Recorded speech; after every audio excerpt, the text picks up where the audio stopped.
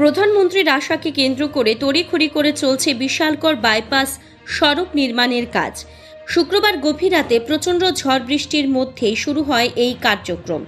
তবে সেই কাজের মান নিয়েই তৈরি হয়েছে প্রশ্ন। অভিযোগ, কোষাগারের বিপুল অর্থ খরচ হলেও নির্মাণ কাজ কতটা টেকসই হবে তা নিয়ে সন্দিহান খোদ শ্রমিকরা।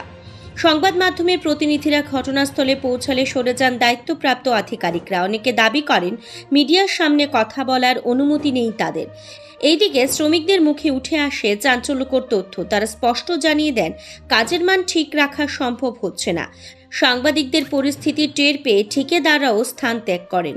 এলাকাবাসীর অভিযোগ, প্রধানমন্ত্রীর সফরের আগে তড়িঘড়ি করে নিম্নমানের কাজ করা হচ্ছে। এতে সরকারি অর্থের অপচয় যেমন হচ্ছে, তেমনি রাস্তা বেশি দিন টিকবে না বলেও আশঙ্কা তাদের।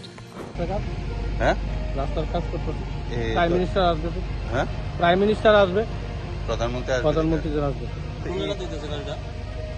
আমরা জায়গাটা ঠিক করতে পারি না, আমার বাড়িতে জানেন বাইপাসে বিশালগড় বাইপাসে। তো এই বৃষ্টির মধ্যে যে করতেছে অফিস স্টাফ আছে, তারা জিজ্ঞেস করে মানে কোন অফিস এটা নিয়ে আসে না হাইওয়ে রুটে।